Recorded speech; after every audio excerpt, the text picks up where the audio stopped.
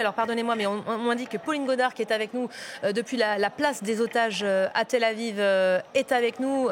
Pauline, on était sur cette séquence de libération des prisonniers palestiniens. Alors c'est toute la difficulté de cette journée, c'est de vous faire vivre de façon complètement désordonnée parfois les différents moments en temps fort diplomatique. On l'a vécu avec Donald Trump à la Knesset, libération de prisonniers palestiniens. Peut-être Pauline, un mot de ce discours qu'on a suivi pendant plus de 2 heures, cette intervention qui était diffusée, je crois, en direct sur la place des otages à Tel Aviv. Vous l'avez suivi, entouré d'Israéliens. Racontez-nous un petit peu comment la séquence a été vécue là-bas.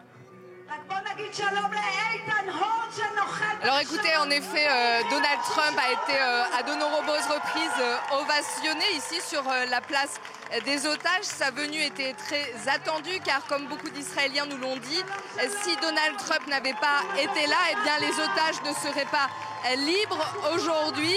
Après, il est vrai qu'on a aussi discuté avec des Israéliens et là, à l'heure où je vous parle, juste actuellement, il y a un hélicoptère qui est en train de survoler la place des otages. Cet hélicoptère, il y a des ex-otages à l'intérieur. Ils vont direction l'hôpital de Irilov qui se trouve juste à quelques centaines de mètres de la place des otages.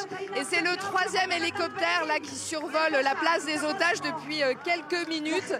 Ces otages font partie des 13 derniers otages qui ont été libérés. Donc vous venez de voir cet hélicoptère et vous venez d'entendre cette effervescence sur cette place des otages. À chaque fois qu'un hélicoptère passe, les gens saluent l'hélicoptère, lèvent les bras pour espérer sans doute que les ex-otages qui se trouvent à l'intérieur puissent voir les gens qui sont ici. Cette mobilisation sans faille des Israéliens depuis 2 ans sur cette place des otages. Vous les entendez. Beaucoup d'applaudissements. L'hélicoptère est en train de revenir d'ailleurs. Donc c'est comme si il était en train de saluer la foule. Je ne sais pas si vous pouvez le voir. Grâce à Mohamed Farad qui était à la caméra, il nous permet de suivre cet hélicoptère. Et on entend surtout cette foule rassemblée qui exulte évidemment et qui vit au rythme aussi de ces libérations. Le retour parmi les Israéliens donc de ces otages, on le vit ici en direct, acclamé par cette foule rassemblée sur cette place de Tel Aviv. Un mot peut-être, Pauline, de ces images. On va peut-être vous les proposer nous, parce que les libérations d'otages, elles ont eu lieu en plusieurs séquences, 2 phases de libération ce matin. Leur calvaire et celui de leurs proches aura duré 738 jours. On vous le rappelle, le Hamas qui a donc mis fin à la captivité des 20 derniers otages encore en vie, plus de 2 ans qu'ils n'avaient remis pied sur le sol israélien.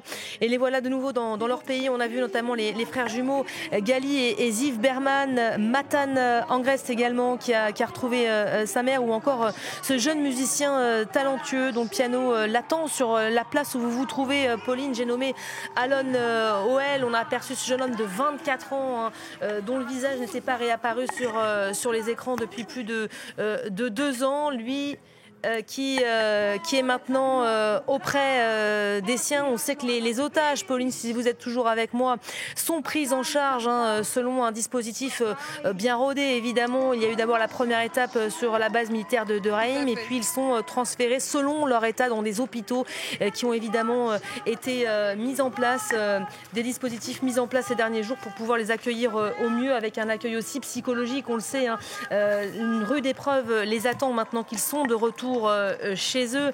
Racontez-nous peut-être comment cet accueil se fait aujourd'hui, dans quelles conditions exactement? Alors d'ailleurs, juste vous évoquiez Alon Oel, pour préciser d'ailleurs que le président israélien, le président Herzog, lui a bien sûr souhaité la bienvenue à nouveau en Israël et lui a dit d'ailleurs qu'il l'invitait à venir jouer dans la résidence présidentielle dès qu'il le pourra. Alors ces libérations, c'est vrai qu'elles étaient attendues ici, très attendues. Toutes les personnes ici ont retenu leur souffle. On sent d'ailleurs qu'il y a une espèce de libération de la part des personnes qui se trouvent sur la place des otages. On sent d'ailleurs cette communion depuis tôt ce matin. Nous avons été à plusieurs reprises ici en Israël pour couvrir ces libérations d'otages, et on sent qu'il y a une réelle différence dans la mentalité des Israéliens. À chaque fois qu'on discutait avec eux avant, ils nous disaient: on est heureux bien sûr, mais on a le cœur lourd. On a le cœur lourd parce qu'il y a encore des otages qui sont toujours retenus par le Hamas. Et aujourd'hui, ils nous disent, ça y est, on peut enfin respirer à nouveau, avoir à nouveau de l'air. On va peut-être enfin pouvoir retourner cette page et enfin reprendre nos vies et avancer. Ces otages, une fois qu'ils ont été pris en charge, en effet, par l'armée israélienne, ils ont passé la frontière entre la bande de Gaza et Israël. Ils se sont retrouvés sur la base de Rim. Vous avez pu le remarquer, il n'y a que des photos qui ont été diffusées des otages qui ont retrouvé notamment leur famille ou de certains ex-otages qui étaient dans des hélicoptères et qui tenaient des pancartes où ils disaient merci, merci d'ailleurs au peuple israélien, ma sœur, merci aux Israéliens qui étaient aussi tous les jours sur cette place des otages pour soutenir les familles, pour soutenir les otages. Une fois qu'ils ont retrouvé leur famille, vous l'avez vu, ils sont mis dans ces hélicoptères, ils sont conduits dans différents hôpitaux, 3 hôpitaux dont l'hôpital Irilov qui se trouve à quelques centaines de mètres d'ici. Ce qu'il faut savoir qu'ils vont subir des examens, qu'ils en ont subi déjà quelques-uns sur la place de Rim. Ils vont continuer à subir des examens médicaux, psychologiques et physiques. Et en fonction de comment ils iront, ils pourront peut-être dans les prochains jours, dans les prochaines semaines, sortir de ces hôpitaux et pour continuer, pour débuter une reconstruction.